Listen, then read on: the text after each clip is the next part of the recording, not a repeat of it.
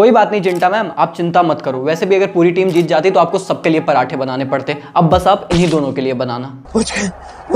मुंबई वालों फिर से रुला दिया ना बेचारी को।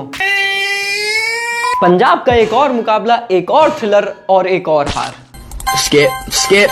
But when does this game get fucking good?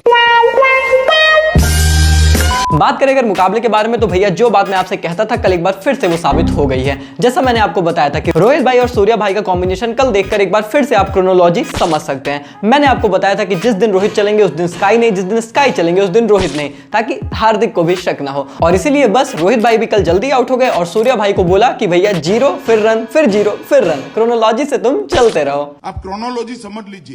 लेकिन सूर्या भाई भी कम दिमागदार थोड़ी हैं, बोले लास्ट तक खेल के भी आऊंगा और इसे शक ना हो इसलिए पिच धीमी का बहाना बना के धीमी नोक खेल के भी आऊंगा। मस्त प्लान है। बाकी हार्दिक भाई के बारे में मेरे से मत पूछना, मैंने पिछले वीडियोस में भी बता रखा है, उनका आपको पता ही है। ये है जीटी का हार्दिक और ये है एमआई का।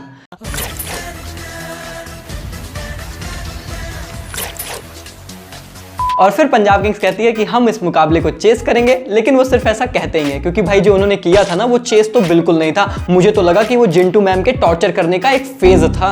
भाई यार जिंटा मैम को चिंता वाली मैम बना दिया है, रुला दिया ना बेचारी को। और फिर आती है वही पुरानी कहानी। आते हैं भैया पंजाब किंग्स के दो शेर और फिर से करना चाहते हैं आकाश मदवाल और मुंबई को ढेर। क्या बात है सर, क्या बात है सर। पर तू समझा नहीं भाई, तू यहाँ गेम नहीं समझा। तुम्हें पता नहीं है आकाश मदवाल भाई ने भी रोहित भाई की कंपनी ज्वाइन कर ली है। तो बस फिर क्या था, वो भी बोलते हैं कि चिंता मत करो हार्दिक भाई, आप ही की टीम से खेल रहा हूँ।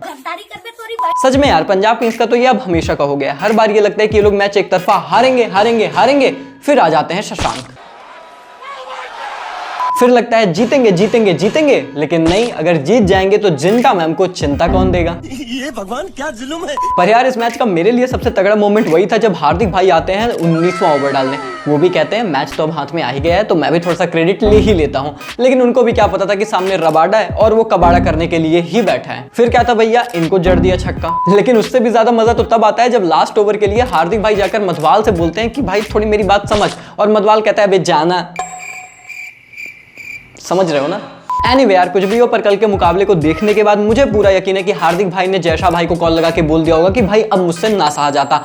उठा ले रे देवा, उठा ले रे बाबा। मतलब एक शर्मा अभी मेरी ही टीम में मेरे पीछे कम पड़ा था जो तुमने बाहर वाले शर्मा से भी मुझे पिटवा दिया, ऊपर से स्लो ओवर रेट के चलते फाइन अलग से लगा दिया। साला ये दुख का खत्म नहीं होता बे। देखो हार्दिक भाई मैं तो साफ बोलूं, इतने के बाद मैं ना सहता, लेकिन हार्दिक भाई की भी परिस्थिति हम समझते हैं। अब उनको तो भैया सहना ही पड़ेगा और बिना कुछ कहे रहना ही पड़ेगा। वाह क्या लाइन है। लेकिन आप यहाँ पर बिंदास बहुत कुछ कह सकते हो, इसीलिए कमेंट सेक्शन खुला है कि आप अपनी बातें रखें। और जब बातें रख रहे हो तो फिर सब्सक्राइब की बटन पर थोड़ा हाथ भी रख दो, सब्सक्राइब बटन दब जाएगी। वीडियो लाइक कर दो, बाकी मौज देते लेते और करते रहो। मिलते हैं बहुत जल्द।